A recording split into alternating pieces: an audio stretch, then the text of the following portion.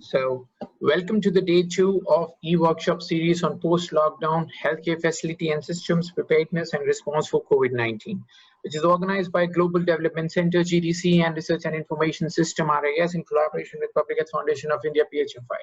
If you have any questions regarding the topic of today's webinar, you can put it up in the Q&A section. There's a Q&A section down below where you can put up all of your questions. There'll be a Q&A round after the session. And if you have any issues regarding the audio and video of the webinar, you can put it up in the chat box, the normal chat box. Our IT support is there to help you with that. Thank you. Now, I would like to hand it over to Dr. Sandeep. Over to you, sir. Thank you. Thank you. Thank you. Very good afternoon, good morning, good evening to all the colleagues from different parts of the globe, those who have joined in this fourth webinar series, e-workshop series, which PHFI has collaborated with the Global Development Center and Research Information System to have this e-workshop series. As you know that the novel coronavirus continues its spreads globally, and today as per the WHO there are 6.66 million confirmed cases all across the globe with around 392,802 deaths, 3,92,802 deaths across the globe. In African region, there are around 1,26,561 confirmed cases with 3,000 deaths already happened. Southeast Asia accounts for more than 3.35 lakhs cases with 9,316 confirmed fatalities, with maximum number of cases are coming from India. Public authorities across globe are implementing various measures to contain and delay the virus spread from by doing the complete lockdown, partial territorial lockdown, to other various things. The spread of the disease could result in increased hospital admissions, and already capacity would be further exacerbated if substantial number of healthcare workers become infected or need to be isolated. In this situation, healthcare systems are on front line. Therefore, hospital preparedness and activities of contingency plan is on absolute priority at this moment. Additional precautions are required for healthcare staff in terms of early detection, highly effective infection control to protect themselves and prevent transmission in the healthcare settings. I think we have chosen a very unique topic for today's presentation also, and we have a topic of preparing healthcare facilities and protecting healthcare personnel, keeping all these things in mind. Before I will hand it over the session to our very eminent faculty today, we would have the eminent colleague available with us from Ministry of Health, Government of Ghana. She is none other than but Dr. Mary. She is the Deputy Program Director, NCD Control Program, Ministry of Health, Government of Ghana. In this series, what we started is that we have started getting the experience sharing views from the different leaders from different parts of the globe. Yesterday, we had the experience sharing from Sri Lanka.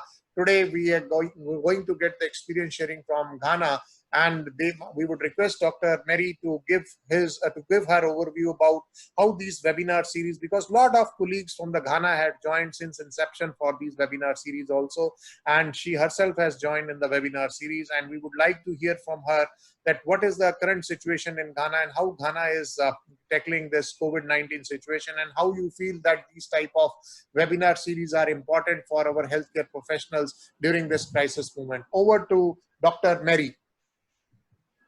Hi, it's good morning from Ghana. As you said, my name is Dr. Mary Fuakome. I'm with the Public Health Headquarters for Ghana Health Service. COVID-19, Dr. Mary, your voice is, you're not audible. Can you speak a little bit louder? Okay, is it a bit better now? Yeah, carry on, ma'am. Yes, okay. So Ghana recorded its first case on 12th of March 2020. Since then, we have had a little over 9,400 cases as of last night. So far, we have about 3,500 recoveries. Unfortunately, we have lost 44 of our clients, and currently we have 5 persons in intensive care. Compared to other African countries, we are told that our case is a little bit better, but for us, once there are mortalities, I mean, it's totally unacceptable. Even mortality is just one. So we strive very hard to incorporate, especially our primary healthcare physicians at the very lowest level of care in prevention and control of COVID-19. So far, our surveillance activities have been on top. It's been being led by the president. So that gives us a lot of political backing in that constantly we are getting updates. The whole country gets regular updates on COVID-19. The healthcare system itself has also been tremendously strengthened to deal with this pandemic. We are doing facility-based surveillance, community-based surveillance, screening at the various ports of entries. There's constant media scanning, follow up on all travelers. The thing is, we close now our borders in the end of March, I think. But then there are specialized flights that come in. Cargo is still coming into the country.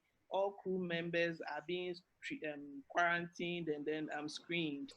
Additionally, there are some Ghanaians who have requested to be evacuated from wherever they are into the country. And anytime we get a flight like that, there are protocols for them.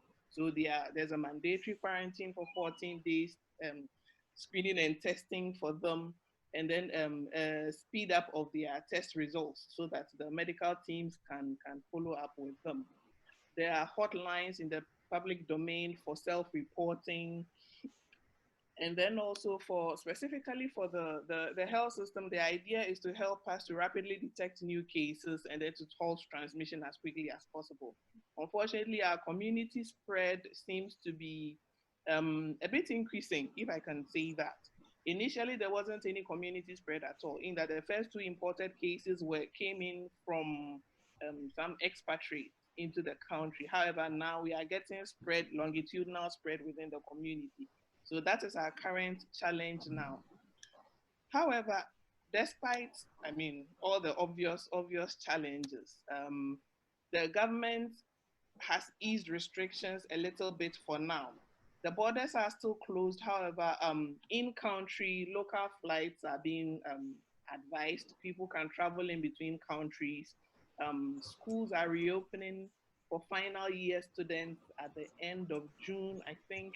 Public gatherings are still banned. However, special plans are being made for schools that will be taking in students who are due to write their final exams. And there's a collaboration between the Ministry of Education and the Ministry of Health to ensure that all schools are fumigated and disinfected before the students come.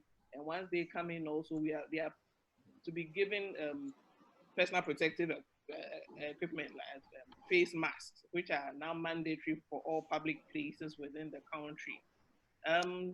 Additionally, there are a few innovations that have been adopted in terms of picking of samples from within the community, the remotest parts of the country to testing sites. For instance, Ghana adopted some drones to help us to transmit samples as quickly as possible to the various testing sites. A very large convention center was donated to the government by the church for isolation. So once we test a person who is positive, initially we were doing home isolation, self-quarantine, but it wasn't working too well. So based on the disease transmission. So now once a person tests positive, they are to be taken to the National Isolation Center for 14 days and then retested. So if the retest comes back negative, a second retest is done before they are fully discharged from the system.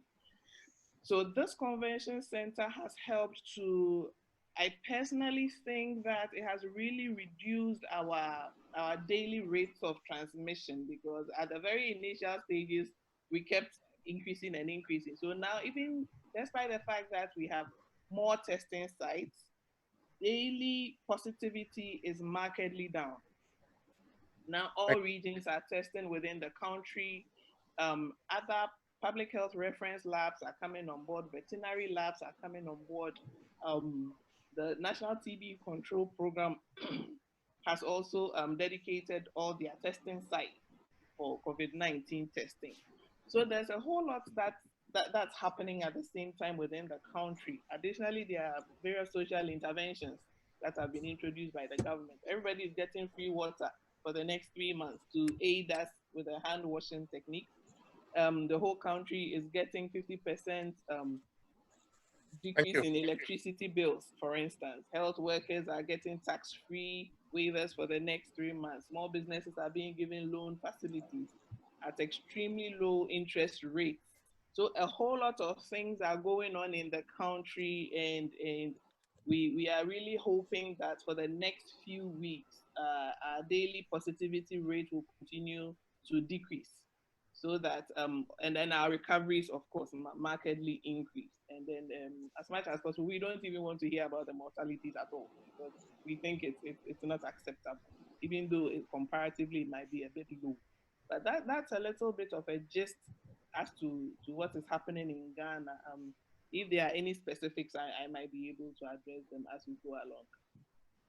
Thank you, Dr. Mary, for sharing your country's overview about how the COVID-19 situation, how you people are handling into your own country. And thank you for your valuable inputs which you have given regarding this webinar series also, and how this webinar series is really helping your healthcare professionals. I think this is our minuscule effort, we can say, that in collaboration with Global Development Center and Research Information System, that we joined hands together and we entered into this capacity building arena. And ultimately, the onus is to our respective leaders, faculties like Dr. Pawan Kapoor is our eminent faculty today for the session. A strength of these webinar series, it's the content. Content is one, but the delivery of the content and getting the things from the horse's mouth, that is much more important, because the experience sharing which these eminent faculty are sharing, because they have their eminent experience of years, so many years, and they are working into that scenario, and we are getting from them. And whatever best in India, we have taken up the best faculty, and they are our real ambassador to disseminate the knowledge for all our healthcare professionals. We would try our level best in future also that such type of capacity building initiatives would continue. Just to announce to all of you is that we did also the partnership with the American Lincoln University. Dr. Pawan Kapoor sir is the Vice Chancellor for that.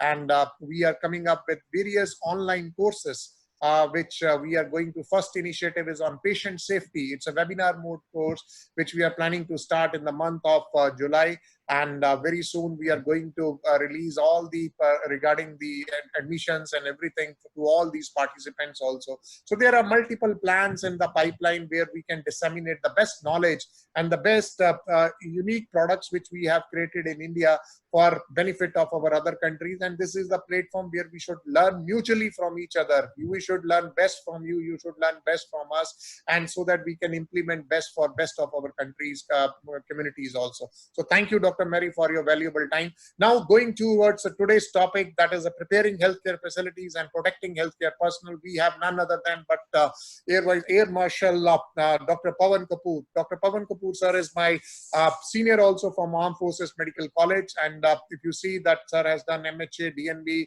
and in health administration.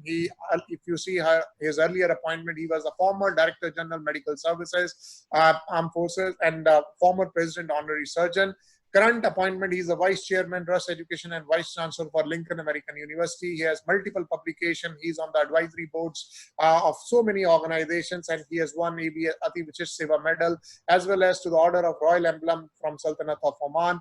If you see his other achievements, he's one of the founder member of National Accreditation Board of Hospitals, and he's on the various technical and accreditation ethical committees. So today, the topic why we have chosen, I have already given you the background, that healthcare professionals, we all are the utmost important at this point. We are acting as a frontline warriors, but our health is utmost important at today's scenario. So for taking it up, I think we will hand it over to Dr. Pawan Kapoor. Over to you, sir. Thank you, Sandeep. I will just share my screen. Just let me know whether my screen is visible or not. Okay, I'm just starting. So your voice is not audible a little bit. Can you make it? Okay.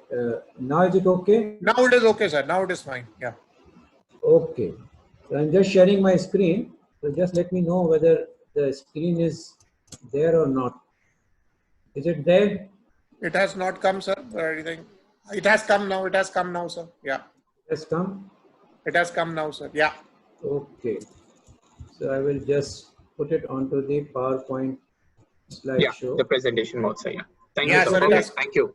Perfect, sir. Okay. Perfect. Yeah. Over to you. Sir. Okay, thank you, Dr. Sandeep, for all your good words.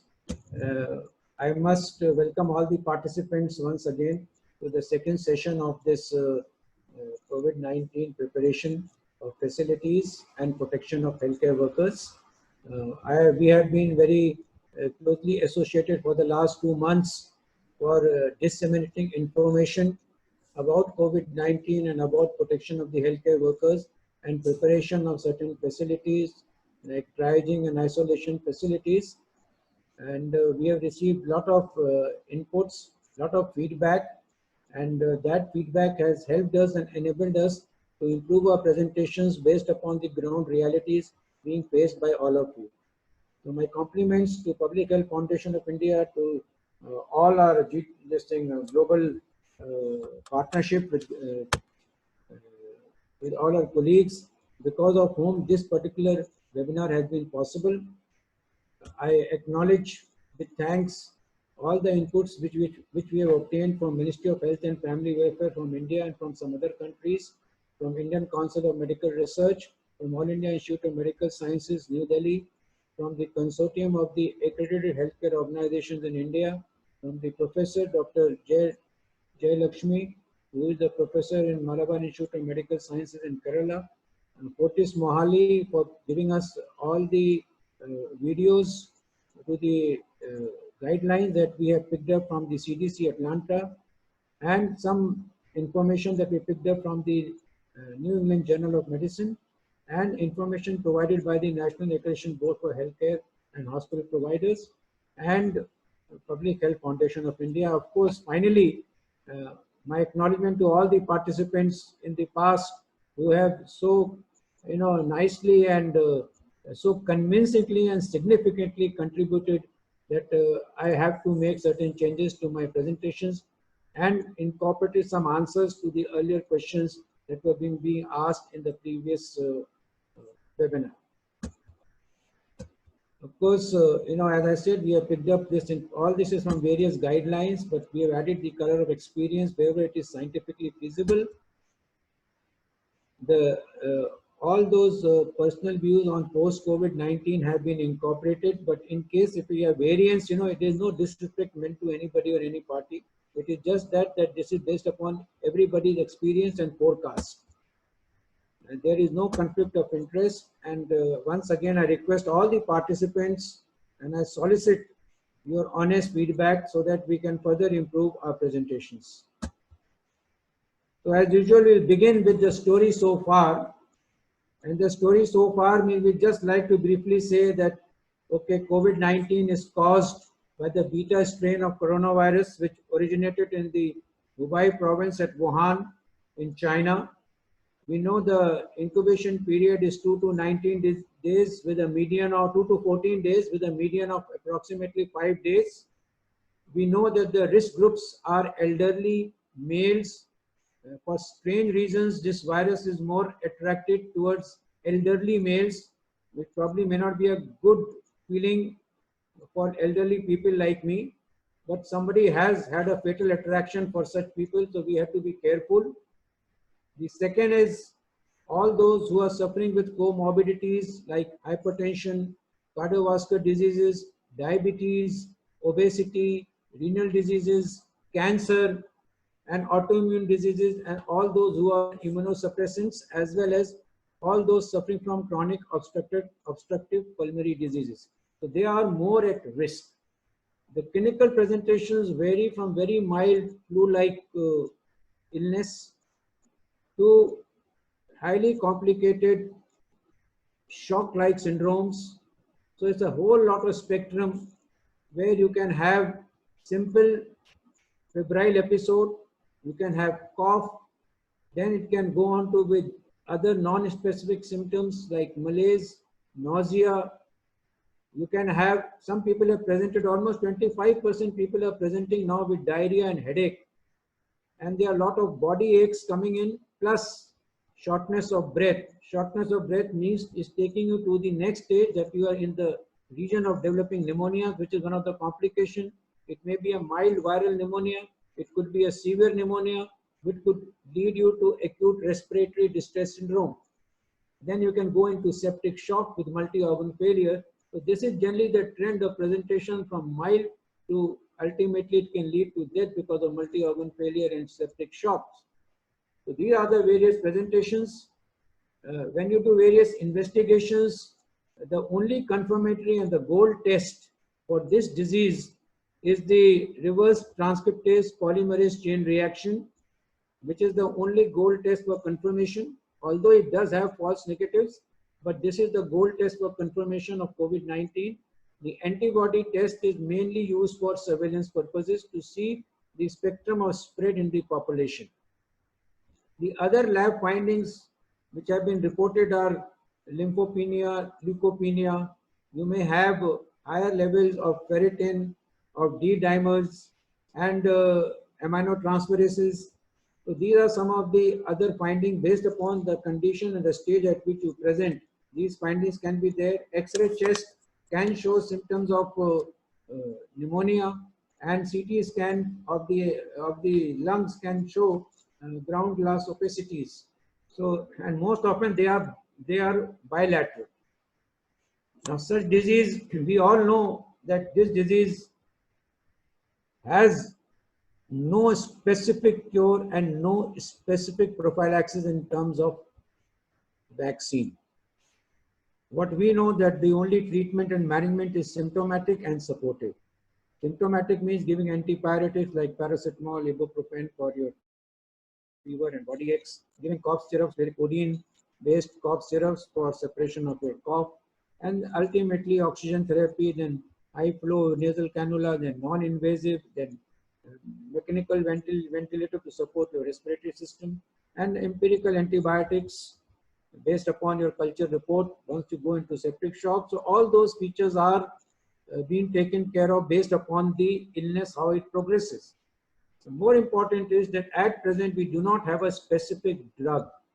There are experimentations going on with various lopinavir, ritonavir combinations, with remdesivir. Some trials are on with such to see the efficacies of these drugs. Plasma therapy is also there. There are some antibiotic combinations which are being tried. So a lot of research is being carried out, but we do not have a specific management plan as yet against the virus. There is, in India, we follow prophylaxis with hydroxychloroquine or chloroquine. That is because it is felt that those who are exposed to COVID, especially the healthcare workers, and those who are taking care of COVID patients in the home environment, all those hydroxychloroquine is expected to have some amount of prophylaxis. So in India, we are following prophylaxis with hydroxychloroquine. So this is in brief what is the story which probably you must have heard yesterday and what you must have heard from everywhere else. But this is the current status of COVID-19. Now coming back for the topic of the day, that is preparedness during COVID-19. So what started as isolated incidences of pneumonias of unknown etiology in Wuhan in Hubei province in China in early December 2019 has now become a pandemic of unprecedented proportion. It has been rapid and aggressive with almost all countries who have been affected by it. As you have heard from Dr. Sandeep, the current burden of disease is approximately 7 million cases of infection with around 400,000 deaths across the globe. Each country has got its own database. So we all know now that this virus has respected nothing. Maybe it has got more predilection for the male sex for whatever reason, which you'll hear in the fourth part of this webinar series, but it has respected nobody. It has not respected the national boundaries or the international boundaries. It has not respected your economic status, your culture, your religion, your sect. It has not respected anything. And we already know there is yet no known vaccine and no known therapeutic cure. So we all feel helpless and frustrated, but what option we have got? The only option we have got is to prepare ourselves for the worst case scenario, hoping for the best scenario to emerge. We all have gone into all countries have gone into various stages of lockdown, and now some of them are unlocking themselves. The main aim of this lockdown was to prepare the country's healthcare delivery system for addressing worst case scenarios by creating and augmenting the hospital systems and practices. Of course, the other aim was to arrest the spread of virus by attempting to interfere and block the chain of transmission. All this we learned from the past experiences with Spanish flu, where the lockdowns did come, but wherever they came in late, there were more mortalities. So thinking of that, every country has at various stages gone into various types of lockdowns. So what are the aim of preparations? The aim of preparation, the first aim of preparation is to reduce the risk that the facility is exposed to. And how to reduce that risk to the facilities in the various healthcare facilities is to cancel all elective procedures. Use telemedicine, and by telemedicine I don't simply mean that you use telemedicine complicated with a satellite-based system and with a TV consultation.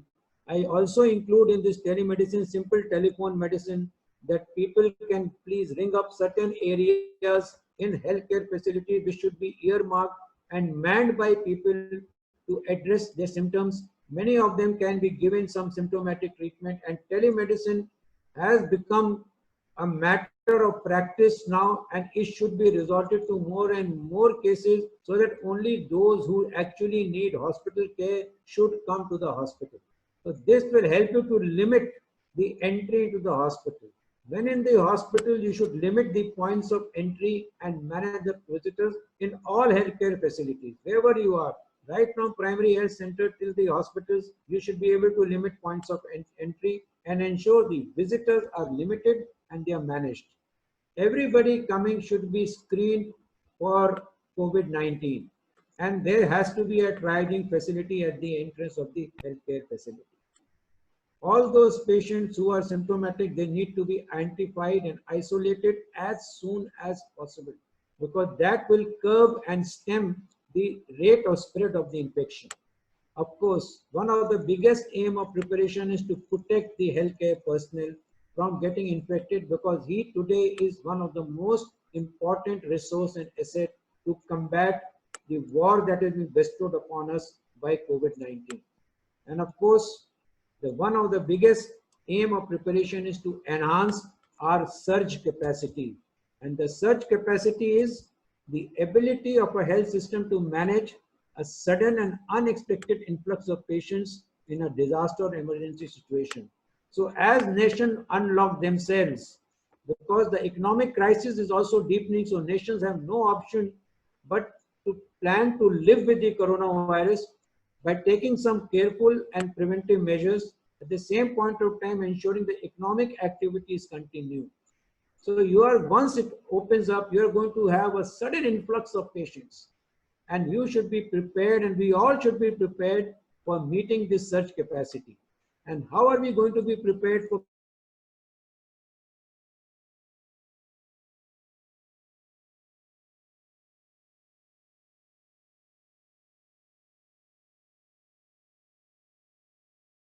those which are suspected cases, for those who are already confirmed cases, and those who are contact cases? So we have to differentiate between quarantine and isolation, between home isolation and isolation in hospital. To allocate spaces, because now the beds are going to be at premium. So we have to keep these beds for those patients who have moderate to severe symptoms. The mild symptoms may be taken care of in quarantine-like facilities or in your homes. Again, staff. Since staff is going to be affected themselves for various reasons, which we'll discuss subsequently, but we have to plan for staff.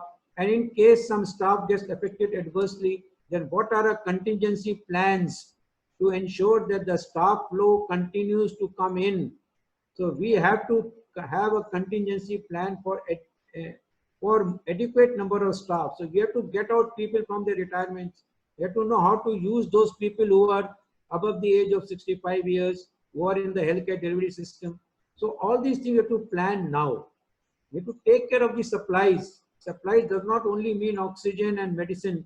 The supplies also mean the supplies for your personal protective equipment. We have to rationalize the use, and we have to now think of something beyond the use also by giving extended and reuse of some of the PPEs. Apart from this, we of course need to have all symptomatic and all supportive mechanisms and supplies in terms of linen, in terms of your medicines, in terms of your dietary needs, in terms of IV infusions, your blood transfusions, all should be in place. And finally, we must have systems. By systems, I mean we must sit down. This was the time. Lockdown was the time to prepare your systems, your protocols. And this particular webinar is making you familiar with some of the protocols which are being practiced in India and some of the protocols which are being practiced across the globe. So I'll be very grateful if you can share some of the protocols being practiced in your countries with the PHFI so that we can learn the good practices, imbibe them and implement them. The general measures that are to be used during COVID-19 pandemic is please keep only one entry for patients and try to keep a separate entry for staff to the extent that it is possible and feasible, especially in those hospitals which have been designated as COVID-19 hospitals.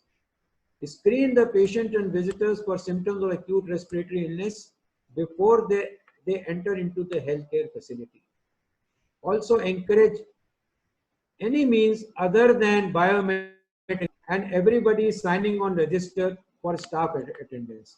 If you cannot have retina scan, it doesn't matter, but have one person properly clad with PPE to take down attendance at the entry of the staff. But please do not use biometric attendance. For all those things which are to be delivered, including item and equipment which are to be received in the hospital, please ensure their gate passes and ensure surface cleaning of all the items before they reach the end user. And please do not allow personal couriers or parcels in your healthcare facilities. Everybody should be screened, whatever is drawbacks, but everybody should be screened thermally for any fever at all points of entry. And please ensure and understand, do not take staff screening lightly. We have a tendency to take staff screening lightly. He's okay, he's all right. Nobody is all right. We do not know who is a carrier. We do not know who just got low-grade fever and he's become a carrier. He feels okay today, but he may be carrying the infection inside, in fact, many other people. So staff screening should not be taken lightly. Ensure that enough infrared thermometers are there at the point of entry into your healthcare facility. We have to set up a screening and a triage area before entry into the main area of the hospital. For that, you can have either printed checklists for symptoms questionnaire at hospital entry, or you can have a professional manning those entries and trying to take those symptomatology from the patients who are entering into the healthcare facilities. We come to what is a medical triage. Let me tell you, triage is the first step. It is a very crucial first step in protecting healthcare worker and other patients. So it is meant for both. It is protecting the healthcare worker and it is protecting the patients, other patients in those healthcare facilities. These triage stations should be manned with adequately trained staff who should be allotted at the entrance of each healthcare facilities. There can be physical barriers in terms of glass or plastic barriers to limit close contact between triage personnel and potentially infectious patients. At all these triage points, the role of these people should be clear. All patients must be assessed for possible COVID-19 infections. I already told you the symptomatology, but those with fever and respiratory symptoms, exposure to other COVID-19 patients, travel history to hotspots, which may be within the country or from outside the country. Those who test positive must be separated and treated in separate wards, ideally in separate designated locations by separate medical teams. This is one of the innovative booths for sampling. You can see there is no physical contact. In the triage areas, all patients should have minimum 2 arms length distance between each other in a queue. All healthcare workers are required to wear the 3-layered surgical mask, gown, apron and gloves. If there is a restriction or restraint or there are problems with these, you can put on a plastic apron, but please do not compromise on a 3-layered surgical mask or medical mask, whatever you call it by whatever name. They have to wear that. All examining and treating physicians must wear N95, especially when they're dealing with patients with respiratory symptoms. For housekeeping staff, surgical masks and gloves while shifting patients from the triage areas to the indoor areas if they are in lying down position or in wheelchairs, and while doing cleaning they should put on heavy duty gloves. For all suspected patients with respiratory infections, they should be provided triple layer mask. And of course, we must use mobile technology as far as possible for symptom recording so that we do not come directly in contact with the patient and reduce the contact time as much as possible. And finally, all hand hygiene practices and biomedical waste disposal practices should be strictly adhered to, which we will discuss subsequently. In triage areas, you must place visual alerts at the point of entrance or in strategic areas like waiting areas or elevators so that everybody knows where is the triage area. And you must tell them also about respiratory hygiene and cough etiquette and social distancing in all these areas of the hospital, so that everybody gets reinforced that this is what they are supposed to do. You must have, as I said, trained and dedicated clinical staff for physical evaluation of patients presenting with respiratory symptoms at triage. And this training, apart from knowing about COVID-19, should also include your personal protective equipment, your donning doffing procedures, your waste disposals, your methodology of case identification, and the triage protocols. You can put such signages also in the triage area that if you are experiencing cold or flu-like symptoms, please report immediately to the registration desk. Now, those patients who have been found to be suspected of COVID-19, they can be put in isolation facilities or in isolation ward. You can have isolation ward males and females based upon the culture that is prevalent in the country. But these isolation facilities are important to be created. So after triaging, the patient either moves as a non-COVID patient to other areas of the hospital, or if he is suspected to have COVID-19, he is moved to the isolation facilities in the hospital. So isolation occurs in hospital settings and involves separation of ill people with the disease from non-infected people to protect the non-infected people. This is the definition given in February 2020 by A. Wilder Smith and D.O. Friedman. And this is very well known that this process is very effective in interrupting the disease transmission if we can detect cases early. All suspect cases detected in the containment or buffer zones till a diagnosis is made will be hospitalized and kept in isolation in a designated facility till such time they are tested negative. So containment zones, every country has defined its containment zone. You can say, for example, an area around 3 kilometers within the case where the cases have occurred, that will become the containment zone. And another 5 kilometers beyond that is added as a buffer zone. So every country has got its own criteria for labeling the containment zone and buffer zones. Persons who are testing positive for COVID-19 will remain hospitalized till such time 2 of their samples are tested negative. This is the Ministry of Health and Family Welfare discharge policy. So once the patient becomes asymptomatic, his chest X-ray is clear, and his test 2 consecutive samples within 24 hours, rather in a gap of 24 hours, are taken. If they are negative, only then he is discharged. It is also to be taken with the data available to us that 15% of the patients are likely to develop pneumonia, and 5% of these cases may require ventilator management. So we should be ready When we have patients with pneumonia admitted with us, we must understand they will require critical care facilities and ventilator management. So we must have dedicated intensive care beds. Some of these people may go into multi-organ failure. So we must have facilities for dialysis and extracorporeal membrane oxygenator facility, or for renal complications or managing whatever respiratory complications and multiple organ failure are there. This obviously will occur in a tertiary care hospital. So we must have some designated tertiary care hospital where such patients can be evacuated. So if such facilities are not available in the containment zone, nearest tertiary care facility in the government or private sector needs to be identified. That becomes the part of the entire plan. The worst thing that is possible, that the patient is roaming around for want of bed and dies because of want of bed or want of facility. To rule that out, we should be very clear how the patient must travel from one facility to another facility and what are the designated areas which are earmarked for providing such facilities. So in hospitals, now once the patient reaches the hospital, they are kept in single or cohorted isolation rooms with negative pressure ventilation and 12 air changes per hour.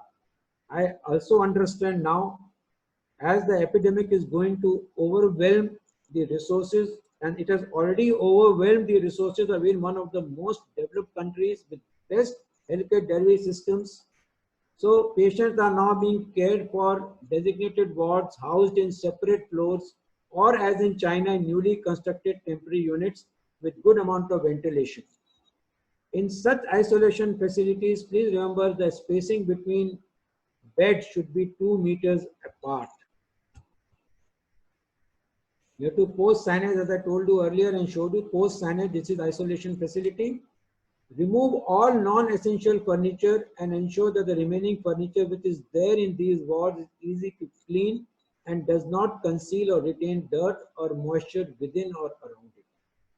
COVID-19 patients should preferably be housed in single rooms, but I understand it may not be feasible, so you can cohort them in different rooms. So as I said, beds could be put with a spatial separation at least 2 meters, and to create a 10-bedded facility, you require a minimum space of 2,000 square feet area, clearly segregated from other patient care areas. Preferably, all isolation facilities should have a separate entry and exit and should not be co-located with post-surgical wards, dialysis units, or labor room because of obvious reasons. It should be in a segregated area which is not frequented by outsiders, and the access should be guarded, should be stairs which are guarded or by dedicated lifts. There should be a changing room with a double door entry with a nursing station.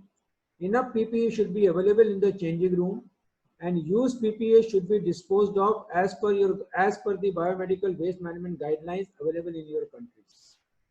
The PPE supply and linen should be stocked outside the isolation room or area. Example, they may be the change room, so put it in the change room.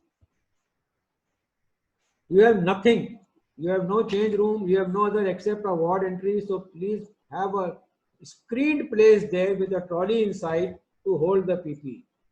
Please keep a checklist which will make it useful for you to check whether everything is available or not.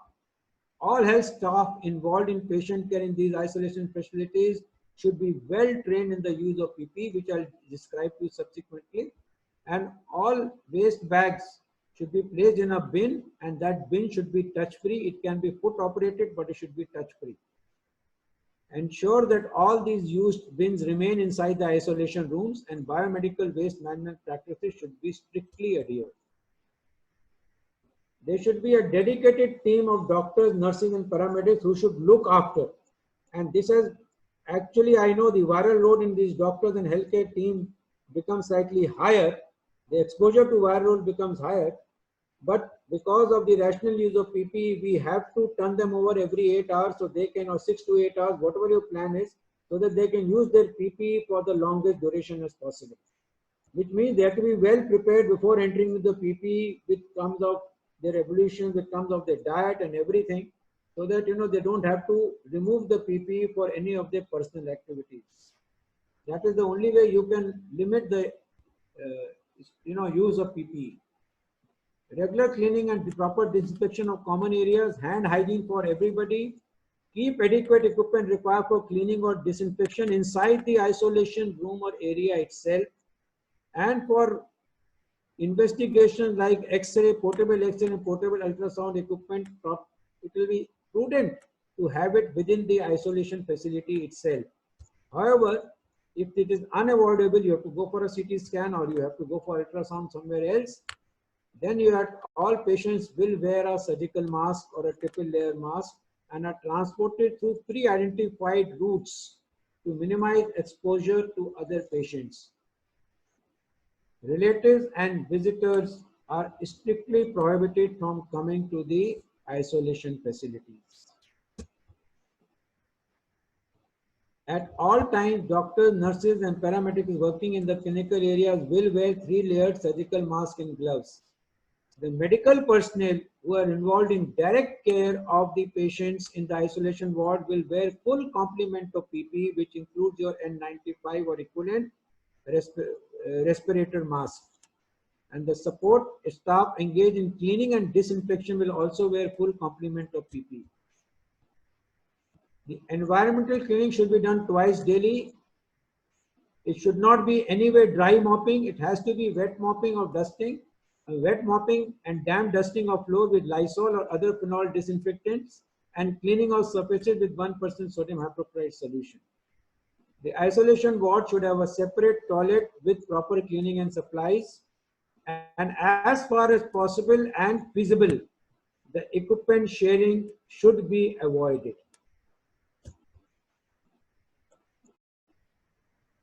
Now, to protect the healthcare workers, we need to impart training to all healthcare workers on infection control practices. To do that, we have to focus on hand hygiene, on respiratory hygiene. We have to focus not to touch face, nose and eyes, and on the PPEs.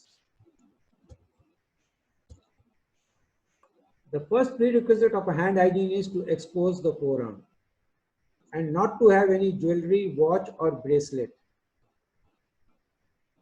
Because jewelry, watch and bracelet, if you have, you are not doing your hand washing appropriately and correctly. Hand washing with soap and water, when the hands are visibly soiled, you should be able to do it within 40 to 60 seconds. And alcohol hand rub when hands are not visibly soiled, you can do about 20 to 30 seconds. But in case you do not have access to soap and water, then you can use alcohol hand rub as well, but you have to clean it more thoroughly. The steps of hand hygiene, please ensure that these steps are strictly followed, and if you follow them, you are more likely to be taking the best possible steps in preventing infections, exposure to your own self. So healthcare workers, this hand hygiene is more important for all of us. It is important for everybody these days, but most important for the healthcare worker. So please rub palm to palm, count till 5. Rub hands palm to palm, count till 5. Then put right palm over the left dorsum with interlaced fingers. I hope you can see me. With interlaced fingers and 5 times this and 5 times like this. I am not doing it for 5 times. Then palm to fingers interlaced like this. Put your fingers interlaced and palm to palm 5 times. Then back of fingers like this here. You do this and opposite. Then rotational movement of the thumb like this, both sides. Then of the fingers, rotational movement, forward, backwards and rotational movement, forward, backward, rotational movement like this, both sides. And finally, right wrist, left wrist and right wrist with left palm accordingly. So if you do this 5 times each, I think you would have done justice to your hand hygiene. This is one of the most important aspects for every one of us. And finally, dry your hand with tissue and discard the tissue in the waste paper bin. There are the 5 moments of hand hygiene. One is before touching a patient. Second is after touching a patient. The third is before clean or aseptic procedure. The fourth is after body fluid exposure and risk. And finally, after touching the patient's surroundings. I have added a 6th moment of hand hygiene, and that is while doffing your PPEs. Every step of doffing of PPE should be accompanied by hand hygiene. For respiratory hygiene, we must use tissue while coughing and sneezing. Dispose tissue in lid covered bins. Use handkerchief while coughing or sneezing, and wash with detergent and warm water after use. If nothing available in a public area, cough or sneeze into your elbow and use masks. What are PPEs? They are nothing but specialized clothing or equipment worn by an employee for protection against infectious materials. We use gloves to protect hands, gowns and aprons to protect skin and our clothing. We use masks to protect mouth or nose. We use respirators to protect respiratory tract from airborne infectious agents. We use goggles to protect eyes. We use face shields to protect face, mouth, nose and eyes. Here are the various types of gloves. For the glove use, you work from clean to dirty area. Limit opportunities for touch contamination. Protect yourself, others and the environment. Please do not touch your face or adjust your PPE with contaminated gloves. This is strict no. And do not touch any environmental surfaces until unless they are necessitated during the patient care activity. So in all these circumstances, change your gloves whenever they are heavily soiled or when they get torn. And of course, after use on each patient, please change the gloves. Discard in appropriate receptacle and never wash or reuse disposable gloves. I have told you this. For your face protection, you have got the masks. You have got goggles to protect your eyes. You have face shields to protect the face, nose, mouth and eyes. But when you are doing any of these things, ensure they are fitting properly. The mask should be fitted properly around your face so that there is minimum escape of air from your side. Please fix it up to your nose and ensure that when you put it on, it is fixed properly. And try to do the fit test. You try to blow out. First, try to take in, if it's an N95 respirator, whatever you're doing, take in the breath, and when you take out the breath, it should not escape from the sides. For a mask, surgical mask, you try to breathe in, the surgical mask will go in. So you know that it is properly fitting your face. So you must ensure a proper fit of all the masks and the face shield. The face shield as shown in this diagram here, it should cover your forehead. It should extend below the chin. It should wrap around the side of the face. The use of face shield will help you to reuse your N95 mask for longer duration. The various specifications which are laid down in various countries, please ensure that all the PPEs that you acquire, there is somebody in the procurement who can check the quality of this, whether they are as per these laid down standards or not. It is beyond the scope of this talk to tell you what are the standards and how to check, but these are given, and your procurement person should be able to check the quality of the PPE that is being received. This is what is the quality like. Coverall should be impermeable, thumb and finger loop should be there to anchor sleeve in place. Similarly, goggles should have transparent, zero power, well-fitting, good seal with a flexible frame, fog and scratch resistant, and there should be indirect venting to reduce fogging. N95 mask should have high filtration efficiency, good breathability, and triple layer mask should be non-woven material with nose piece. All triple layer masks, rather this melt blown layer which you get in the triple layer mask is the filtering layer in the N95 mask as well. This is made of propylene.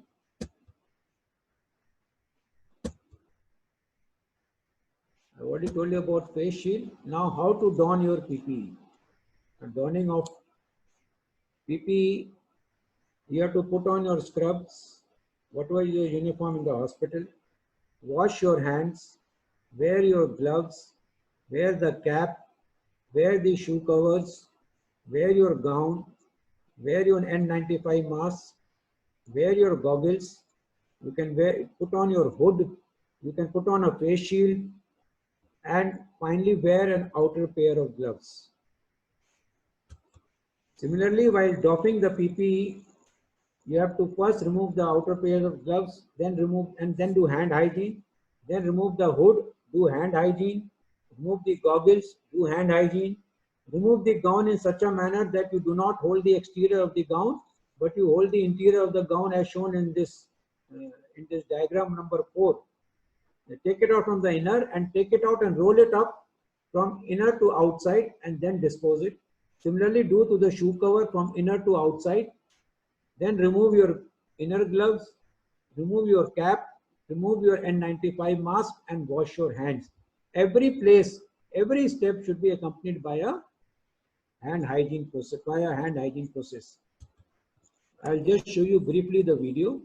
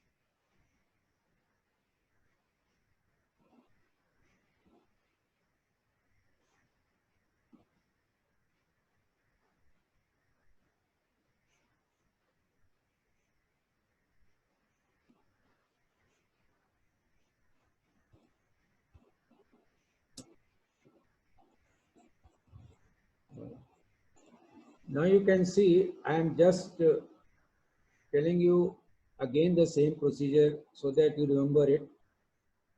Put on special work clothes and your work shoes, wash your hands, put on your inner gloves, put on the disposable cap, put on the shoe cover, wear the gown, put on your medical protective mask, put on the goggles, wear hood, put on the face shield, and put on the outer glove. This is the complete complement of PPE, which will vary from location to location, but this is the complete complement of PPE, which will use for all aerosol generating procedures and in the intensive care units. Gloves are always removed first. The outer gloves are always removed first while doffing the PPE, and ensure that every step is accompanied by a alcohol-based hand disinfectant exercise. So for doffing this thing, remove your outer glove, do hand hygiene, remove hood or shield, remove the goggles, remove the gown, remove the shoe cover, remove the inner gloves, remove the cap, remove the mask, wash hands. Each step of this will be accompanied by hand hygiene and discard as per your biomedical waste practices. Most important thing is that every step of this doffing exercise has to be accompanied by a complete process of hand hygiene by using alcohol rub. Please do not compromise on this, because lot of healthcare workers are falling ill, they are falling sick.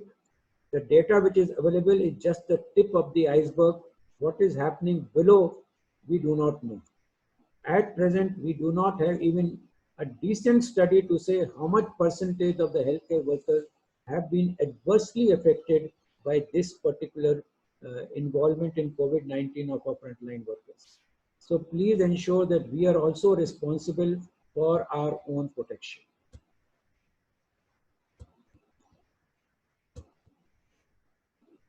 For safety measures, while in this period of time for OPD and clinical patients, please ensure routine OPD work is kept to a minimum. Unless it is required and unavoidable, do not allow relatives to accompany the patients in your OPDs. Social distancing must be practiced within clinics and hospitals with waiting room chairs placed 1 meter apart. And all patients, I'm repeating it again, that all patients with respiratory symptoms must be given a 3-layer mask in the waiting area.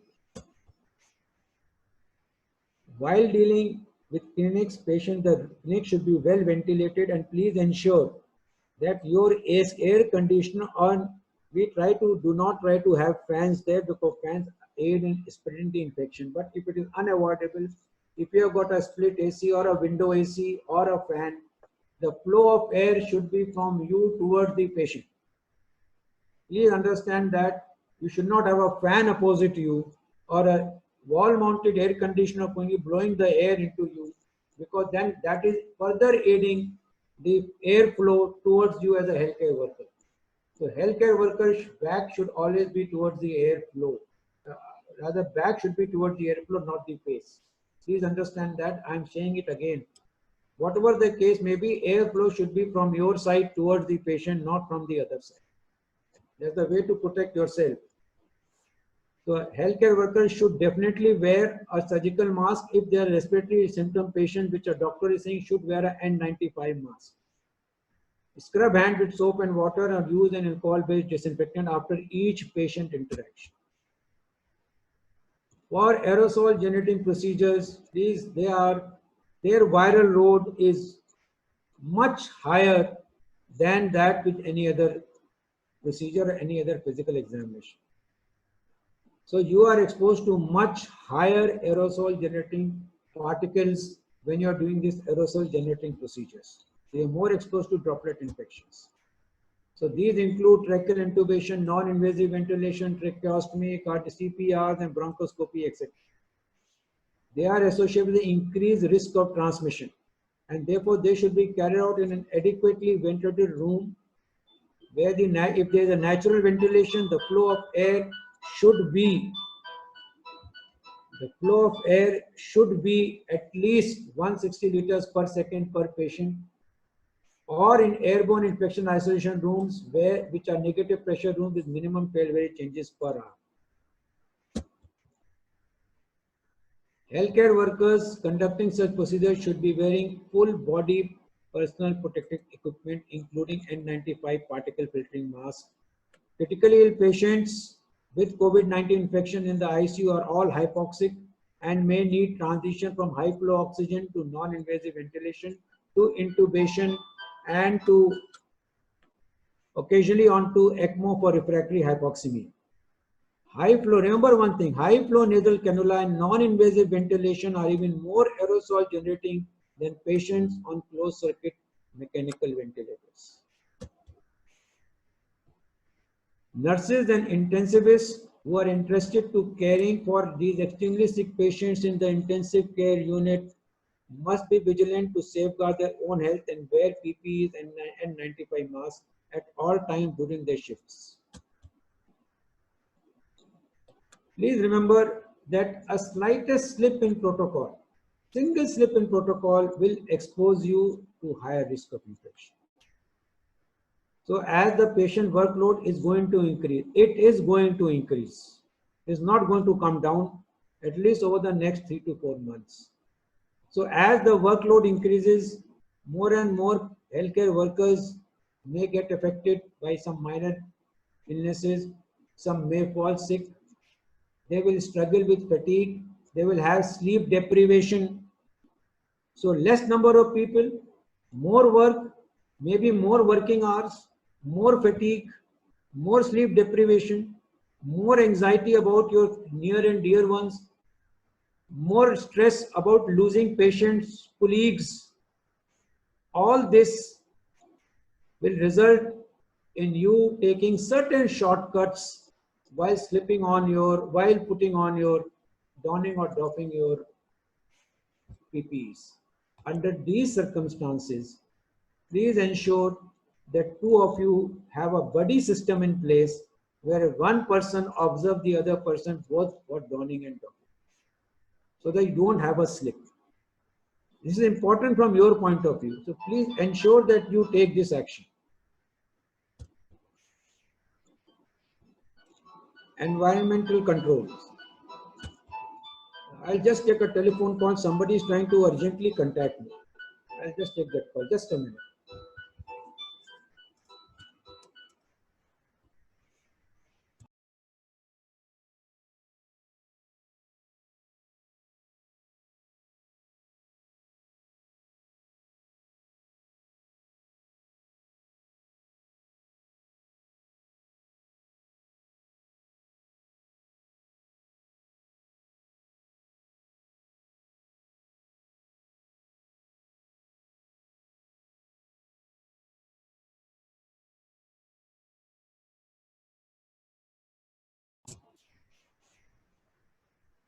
So sorry for the break, because somebody was sick and he wanted some support. So I referred him to the correct physician. No issue, sir. No issue. Please carry on, sir.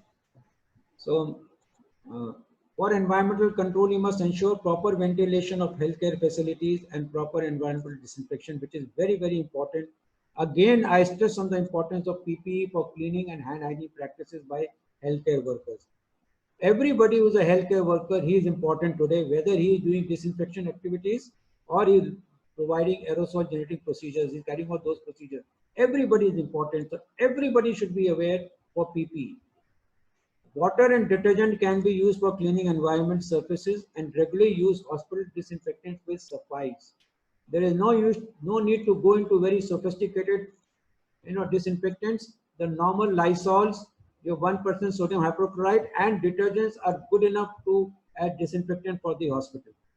For high touch areas like doorknobs, bed rails, toilets, wash basins, toilet seats, all this, they must carry out. Cleaning should be done every 4 hours. And for low touch surfaces, areas like mirrors and walls that are not adjacent to the patient, where nobody has to put his hand and touch it, all those can be done once daily.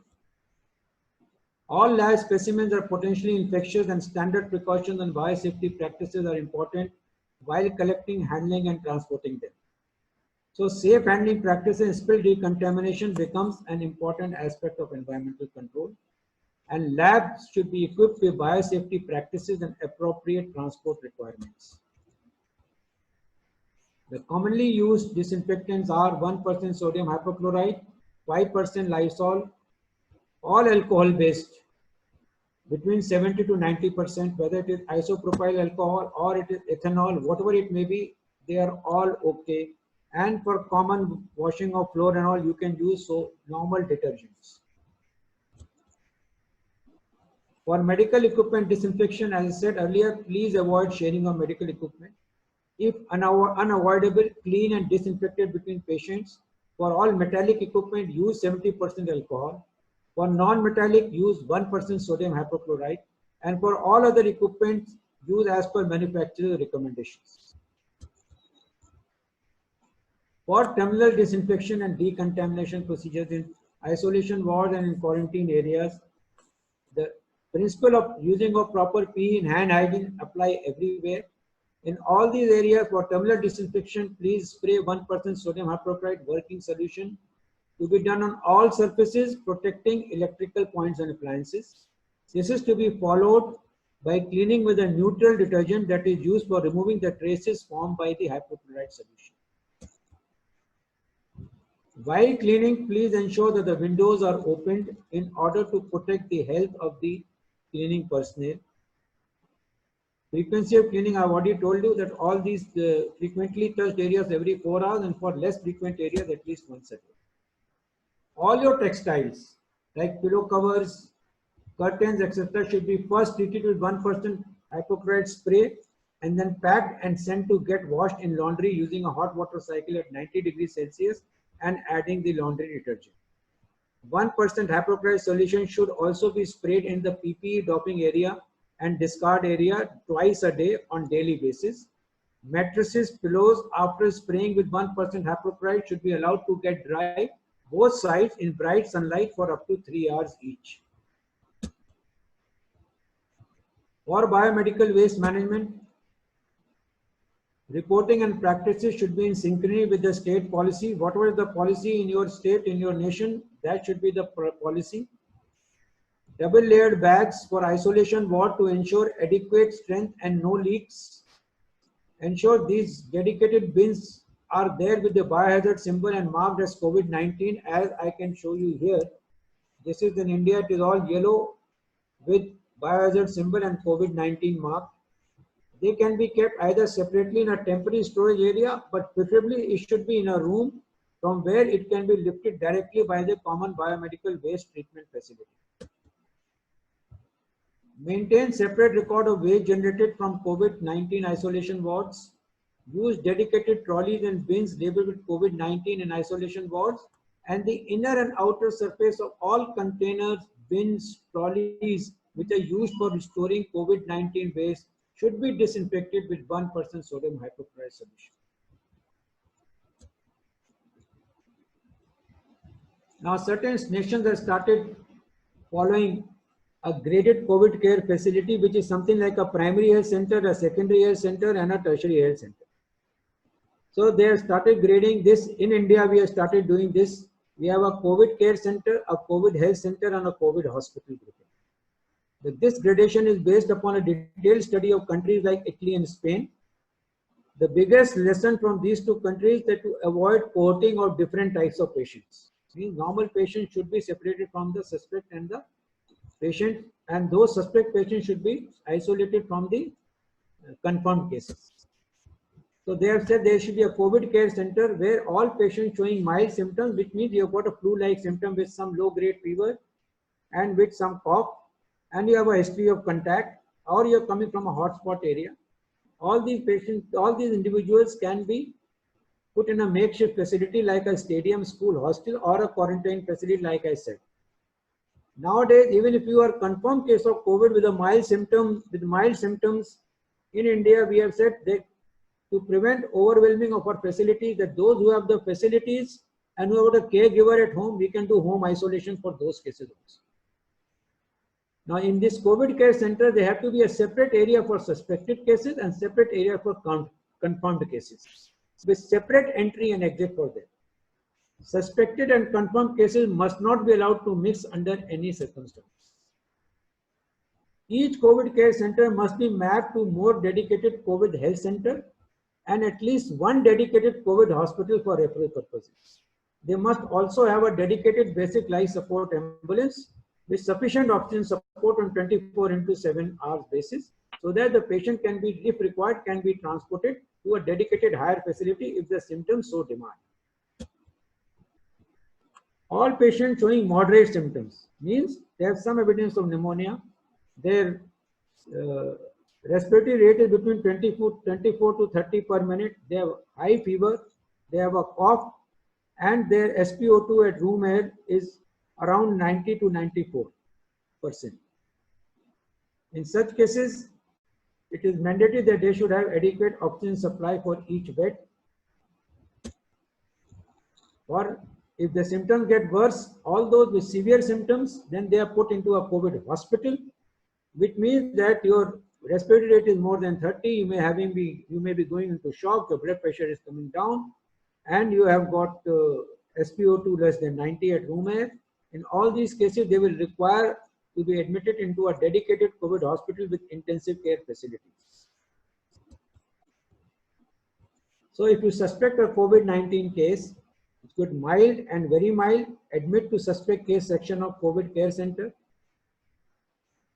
then test for COVID. If you are moderate, admit to suspect. In case of moderate, admit to suspect case section of dedicated COVID health center and test for COVID. If you have got severe, you admit to COVID hospital with ICU facilities and test for COVID.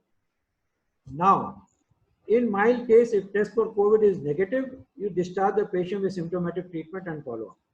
If it is positive, then you shift this patient from the suspected case section of the COVID care center to the confirmed case section. Monitor him twice daily. If the person becomes all right, he can be discharged after 2 of his consecutive tests are negative. If not, then he can be shifted to a designated COVID health center, or if the symptoms become worse, he can be directly shifted to a COVID hospital. Now, moderate case who is admitted to a COVID health center, if he is tested for COVID-19 negative, just continue doing clinical assessment, and if there is no deterioration in clinical signs and symptoms, shift the patient to non-COVID hospital or non-COVID hospital block or a ward, or discharge the patient for home care and subsequent surveillance.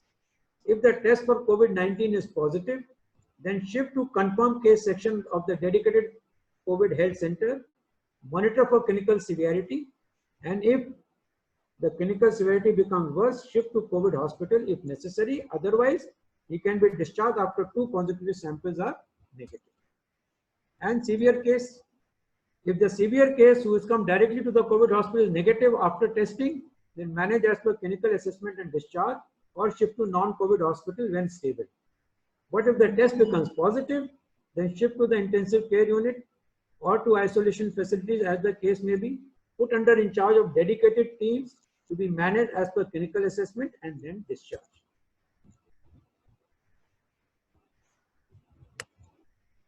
I think quickly I'll go through discharge of the handling of mortal remains. Also, this is not a part of this presentation, but I forgot to hide this slide. But now that since it is there, Dr. Sandeep permits me, I will go ahead and say this.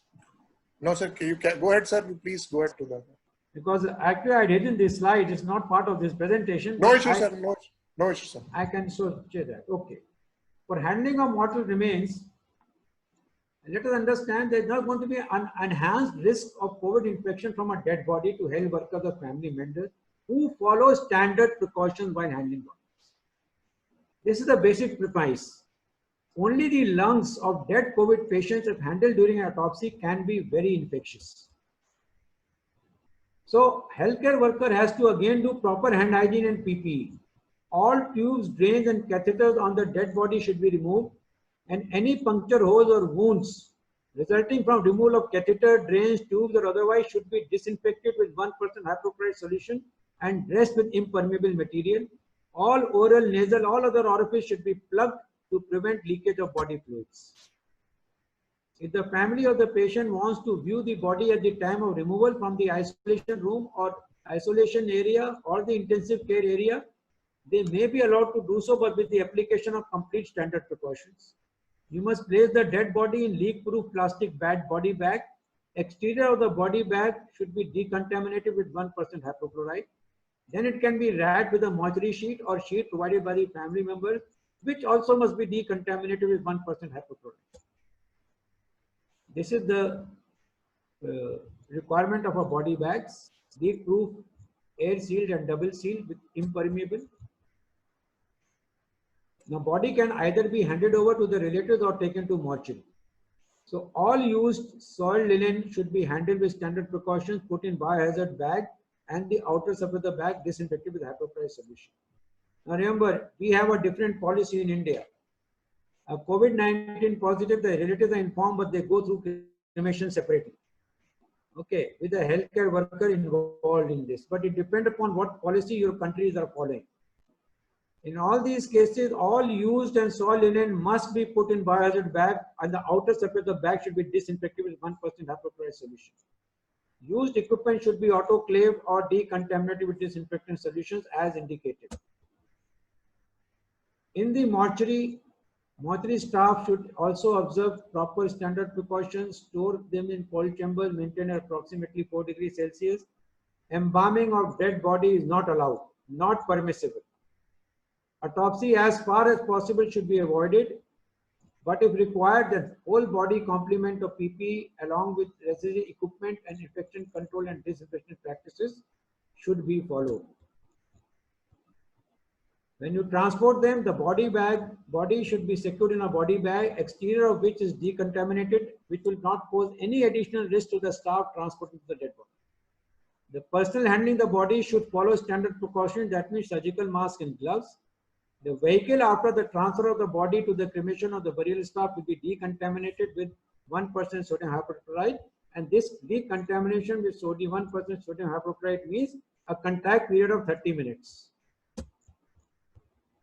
At the cremation ground, the burial staff should be said that this is not going to now pose any additional risk to you. You have to follow standard precaution on hand hygiene, use your mask and gloves. Viewing of the dead body by unzipping the face end of the body bag may be allowed for the relatives to see the body for one last time, but this should be by using of mask, putting on your aprons or gowns, and gloves and shoe covers. Last rites that do not require touching of the body can be allowed, that is viewing of the body, and whatever you want to sprinkling around the body. But bathing, kissing, hugging, etc. of the dead body is strictly prohibited. All staff and family members should perform hand hygiene after cremation and burial. The ash does not pose any risk and can be collected to perform the last rites. Large gathering at the crematorium or burial ground should be avoided as a social distancing measure. In India, we are not permitting more than 20 people to gather at the crematorium or the burial ground for the sake of the last rites. I think I will end here. So I have finished. Now, if there are any questions, I'll be glad to take them on. Thank you, sir, for giving this elaborative talk on this particular hospital preparedness plans, how we can do that. I think if we have to summarize, you have talked about how to aim of what are the reduced to facility risk, isolate symptomatic patient ASAPs, protect healthcare personnel, and to enhance the surge capacity. And then you talked about the surge capacity, triage areas, then hand hygiene practices, medical waste management, then visual alerts in the triage areas. Then training should include PPE, waste disposal, case identification, and triage protection, isolation. Then COVID-19 patient should be put it up in a single room as much as possible. Then environmental cleaning should be done twice daily. Then you have talked about that infection, that likelihood of infection in healthcare workers is more than 3 times higher as compared to the general population. Then the list of challenges faced by the healthcare workers. Then we have to impart training to all healthcare workers, focusing on infection controls, hand hygiene, respiratory hygiene, and rational use of PPE. Then how PPE equipments can be used and how we can put it up, those things, that also you have given. Then special protection for aerosol containing procedures, then employability for healthcare workers at risk, then environmental control. You also talked about disposal of mortal remains at the last, and I think the message is that we should try for the worst, for these worst scenarios for that, and hope for the best. I think we are preparing ourselves for the worst case scenarios, and we are expecting for the best also. So keeping this in mind, I think we should consider health as an investment, not as an expenditure. So that is your major statement which you have highlighted. I think there are going to be queries and questions. I would hand it over the queries and questions to you. Thank you, sir, for elaborating this. Over to you, sir. Thank you, Dr. Sandeep. There are some questions here. Some anonymous attendee has asked, what about arsenic that is being advocated in India for prophylaxis? I think I am not competent to answer this question. This does not belong to our discipline. Yeah. So I will refrain from commenting upon use of arsenic.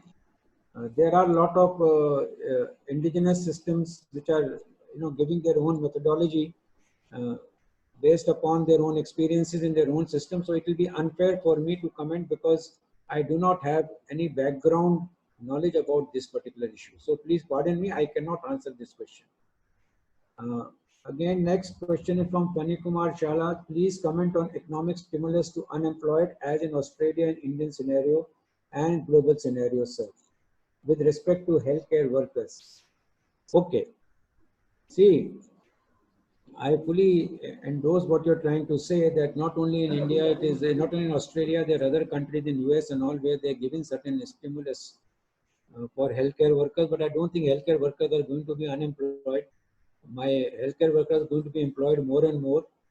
But there is the United Nations has made a committee, a global committee on looking after the interest of everybody, not only healthcare workers, but every other unemployed worker. This is an international committee in which the chairman happens to be from India, Professor R.P. Gupta, Rajendra Prasad Gupta.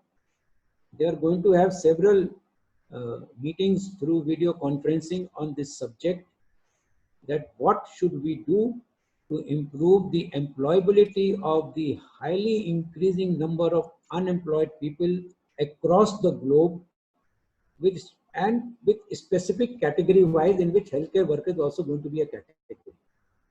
How I know this? Because Professor R.P. Gupta is a good friend of mine, and I came to know that this is under the aegis of United Nations. This committee has been, international committee has been made. So people are worried, and they're looking after to come to solutions which can be implemented by various governments based upon the guidelines that are being provided. You see, most of the guidelines that are being provided today are coming internationally, and everybody is adopting to their own ways. And that is why last slide, which I did not show you, was in this scenario we have to think global, act local, but be vocal. We must tell what our problem is. And this forum has been given to you to share your problems, and let us see mutually whether we can come to certain common understandings or not. So this is also one area, economic area, where people have started working on it now.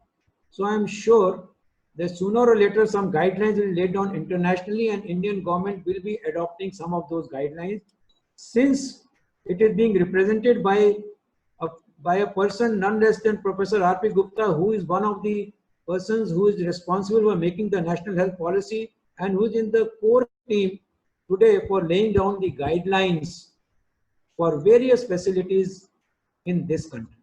So I'm sure something will come out for Indian scenario as well. So till then, let us wait. I think Dr. Sunil Kumar Joshi has repeated himself. He has also attended this talk, if I'm not mistaken, last time, and probably has asked me the same question which he asked me last time. Dear sir, is it possible to follow whatever you have recommended in the testing and management of COVID-19 cases in the developing countries?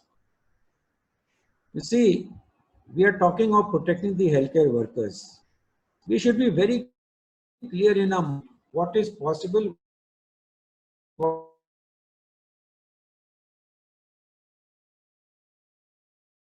What are healthcare workers by like our Prime Minister said, India was not making a single PPE before COVID-19 crisis. Today they have reached a stage where they can export PPE. So if in developing countries we do not have this, we must use this opportunity rather than compromise the health of the population, rather than compromise the health of the healthcare worker. We must take steps to improve, utilize this opportunity to improve ourselves. So my suggestion is that we should continue to ask for it. We may make individual compromises at our own time because of non-availability. We can extend use of N95 masks. We can reuse them by carrying out certain precautions. But we should never compromise. That's why I say be vocal. Never compromise that. Put it to the authorities that we need this. If India can become from zero manufacturer, and India is a developing country, from a zero manufacturer 4 months back to a condition where you now started exporting masks, why can't we do this? Okay, so I think we should be taking this thing in that light, and we should ask for it. I'm sure all our countries will give it to us.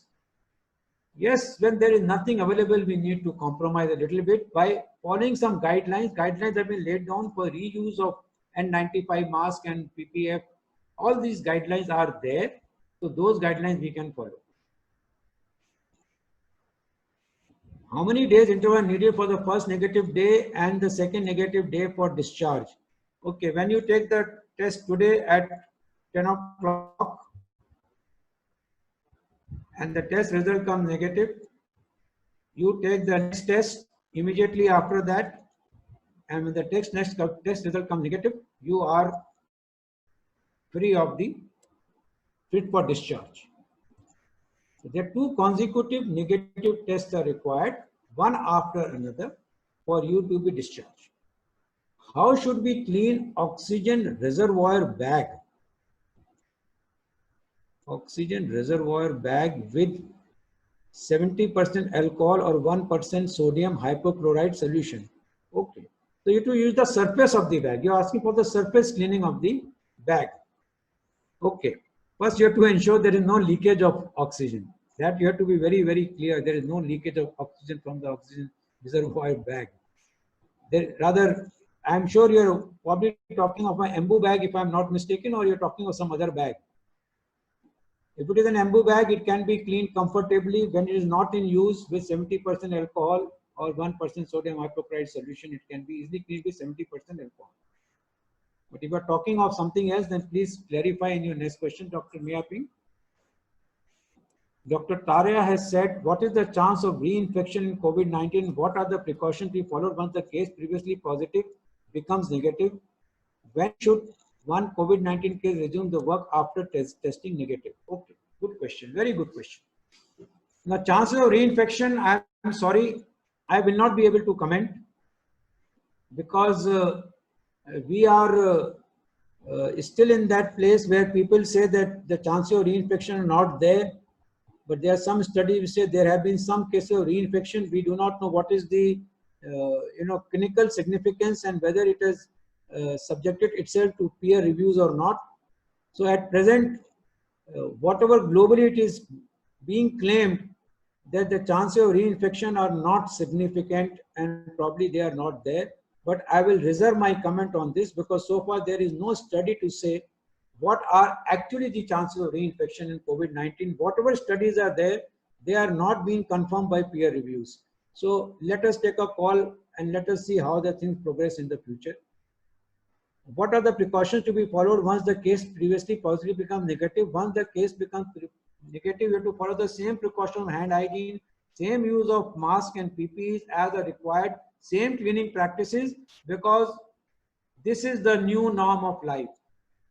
You have to follow all precautions that you are taking now till the time. I think this is a good habit to form, that now we will continue to do this irrespective whether COVID is eliminated or not eliminated, because this is the way forward.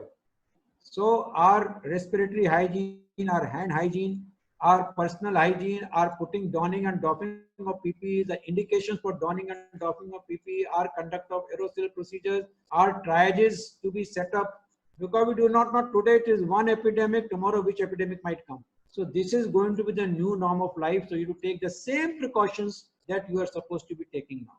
No change in precautions in hand hygiene, in social distancing, in environmental cleaning, and in respiratory etiquette. When should COVID-19 cases resume the work? After testing negative. Okay. Now, after you test negative, you are put under 14 days active surveillance. And after that, you are fit for doing all activities with the same precautions. Nail O. What kind of PPE should we general practitioners use in still negative COVID-19 township area with temperature 40 degrees Celsius in Myanmar? Okay. Negative COVID-19 township. I am very glad that at least somebody has said they are staying in a negative COVID-19 township. My compliments and congratulations, and I'm very happy that you are staying in that area. But remember, whenever you're doing an aerosol generating procedure in these times, please use your PPE. When you are seeing patients, with the precautions remain the same, irrespective, as I told you today. This is the norm. So if patients are coming to you with cough, with respiratory symptoms, they are supposed to be given a triple layer mask. You are supposed to be putting on your healthcare workers will put on triple layer mask. But if you are examining a respiratory ill patient, you should preferably put on an N95 respirator. If you cannot put that on, if it is not available, you have to put on an N95 mask with your gloves, with an apron. with your goggles. Please take these precautions. Okay. And temperature, I do not know what is there wrong with this virus, whether it is cold temperature, whether it is high temperature, whether it is a rainy season, whether it is snowing, whether it is high altitude, whether it is deserts. It has spared nobody. So temperature has probably nothing to do with this virus. Although we say it dies on the surface after being exposed to 40 degrees Celsius temperature, but so far, you know, I can't say whether we can take it lightly. So don't talk about the temperature right now. Just surgical gown is enough. No, surgical gown is not enough. You have to use coverall. Actually, I meant coverall. I must have said gown, but I think the PPE I said coverall as the specification. It is the use of coverall. You have to cover all. In case of operation theatre, surgical gown is okay, but you have to use coverall. There is, if I did not say it, I am sorry. We have to use coverall because your entire body has to be covered from head to toe. If you saw that video, it showed it had put on the hood. She had put on the coverall. She had put on the your shoe covers, goggles, everything. So that is what it is. Okay.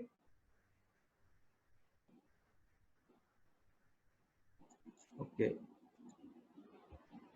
Rangani, Jessica, sir, is it necessary to wear full body PPE to healthcare workers who are working in non-COVID patients treating hospitals? Whatever the circumstance, as I told you, if you are working in isolation, you have to put on, number one. Number two, if you are working in ICU, you do not know which patient is COVID or not. You have to put on. If you are working with aerosol generating procedures, you have to put on. So it is necessary for those who are working in non-COVID treating hospitals because you do not know which patient is COVID patient. Even if you have tested them, you do not know. So therefore, my request is to all healthcare workers, please place a demand for PPEs in your hospitals. Let this be the new norm. Let us do healthy practice, whether in COVID-19 hospital or not in COVID-19 hospital. This is for your prevention, your precaution. You also have a family. You also have your members. Please take care of yourself. Do not try. If you have got facility, use it. If you do not have, demand for it. But don't go by the fact that you are a non-COVID-19 hospital, therefore you did not put on these, you do not take these precautions. These precautions are universal precautions. They are now a part of the standard precautions. Okay, Aliyu Abu Bakr, very good friend. Thank you, Aliyu. I wish our government have the capacity to implement this post-COVID-19 guideline. It will help our people here in Nigeria because the people here are very hard to follow normal guidelines for preventing them from contracting the COVID-19. Thanks once again, sir. We will use the measures to educate them on the importance of post-COVID-19 cleanliness and other measures. Thank you very much. Thank you for all the compliments that you have given for this. I take them with all humility. Okay, another question has come up. Dr. Sandeep, can I answer that? Yeah, sir, you have done, all the queries have been answered, and I think... There is one anonymous attendee who says there has been a lot of questions about mode of transmission, and the major mode is declared to be droplet and aerosol in some procedures. So why not focus on specialized protective measure for port of entry only, like trading off the cost of full PPE for specialized protective equipment? Okay, let me understand this question again. This mode of transmission is correct that at present they say that mode of transmission is droplet or through fomites or through aerosols. So why not to focus on specialized protective measures for port of entry only? Yeah, this is correct. We are saying full PPE for specialized procedures. You have to put on full PPE, but for other cases also, while working in isolation wards in ICU, you should put on your full PPE because, as I told you earlier, that please take care of yourself. Nobody is going to come and take care of you. So demand and make it the new normal.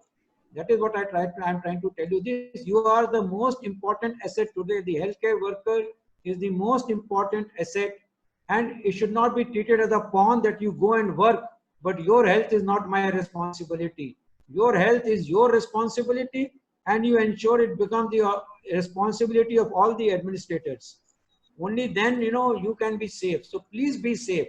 My request to you is please be safe. Please follow protocols and let's hope for the best. Prepare yourself for the worst case, but hope for the best. Thank you very much. Thank you, sir, for giving all the queries, whatever our colleagues have raised. I think with this, we have come to the end of the second session of the fourth series, which we are organizing in collaboration with RIS and GDC. Dr. Mary, anything you want to say? Dr. Mary, are you there? I think she's not there. So with this, we have come to the end, and we are thankful to all the colleagues, those who have joined in today's session. Thanks to sir. Thank you, sir, for sparing your valuable time and taking up this particular topic. Tomorrow, I would request all of you kindly be there with the same timings. There is a third session, that is the resumption of hospital services, OP, IP, ICU, OT, lab, support services, patient flow, common areas, teleconsultation. So look forward to have all of you. We are going to have a very eminent faculty, Dr. Sanjeev Kumar Singh. So look forward to have all of you tomorrow also with us. All the best. Take care. Stay safe and do your good within the circumstances. Bye, sir. Thank you. Thank you, Sandeep. Thank you, everybody. Bye, sir. Take care.